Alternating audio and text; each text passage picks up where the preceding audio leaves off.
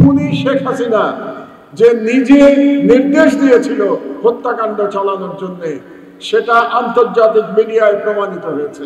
আপনারা সকলে এটা জানেন। কাজেই শেখ হাসিনার বিচারে আর কোনো বাধা থাকার কথা নয়, কারণ যখন আন্তর্জাতিকভাবে প্রমাণিত যে জুলাইয়ে যে গণহত্যা চালানো হয়েছিল, সেই গণহত্যার নির্দেশদাতা ছিলেন স্বয়ং শেখ হাসিনা। তো সেই কারণে আমি আশা করব যে বর্তমান সরকার তার বিচার দ্রুততার সাথে সম্পন্ন করে বাংলাদেশের আইনে সর্বোচ্চ শাস্তি যেটা আছে সেই শাস্তি শেখ হাসিনা নিশ্চিত করবে। সেই সঙ্গে আমি তার প্রভু ভারত সরকারের কাছে আহ্বান জানাবো, আপনারা এমনিতেই অনেক দুষ্কর্ম করেছেন, আপনারা বাংলাদেশের স্বাধীনতা লুণ্ঠন করেছিলেন, আপনারা বাংলাদেশে গণহত্যা চালানোর জন্য প্ররোচনা দিয়েছেন, আপনারা শেখ হাসিনাকে দিয়ে বাংলাদেশের জনগণকে হত্যা করেছেন, বাংলাদেশের আলেম সমাজের উপরে জুলুম করেছেন, বাংলাদেশের অর্থনীতিকে লুট করেছেন, ধ্বংস করেছেন। আপনাদের কাছে আজকে খুনি শেখ হাসিনা আশ্রয় নিয়ে আছে।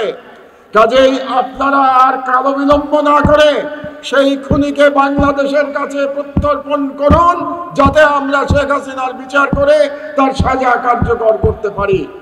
সুতরাং আজকে এই অনুষ্ঠান থেকে আমি ভারত সরকারের প্রতি এই দাবি জানাচ্ছি, আন্তর্জাতিকভাবে প্রমাণিত হত্যাকারী শেখ হাসিনাকে অনতিবিলম্বে বাংলাদেশে ফেরত পাঠান।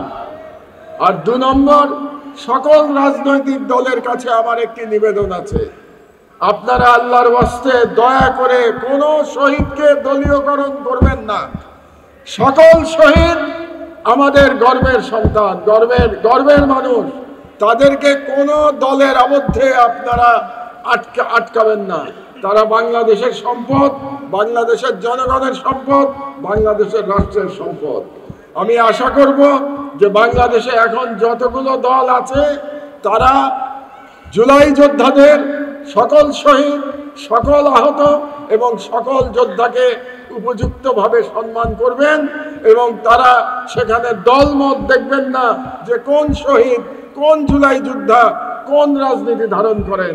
তারা সকলেই, তাদের সকলের প্রতি আমাদের একই রকম সম্মান থাকবে, এই আহ্বান আমি জানাচ্ছি।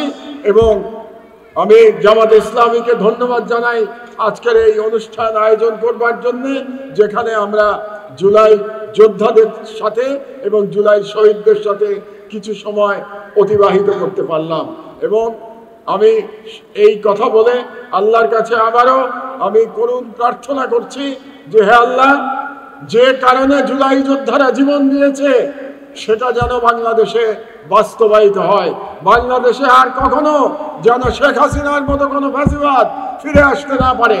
বাংলাদেশে যেন আর কখনো ভারতীয় সাম্রাজ্যবাদ আস্তানা গাড়তে না পারে। আমি মহান আল্লাহ তাআলার কাছে এই আহ্বান, এই ফরিয়াদ রেখে আমার বক্তব্য শেষ করছি। আল্লাহ হাফেজ। বাংলাদেশ জিন্দাবাদ। জুলাই যোদ্ধারা অমর হোক।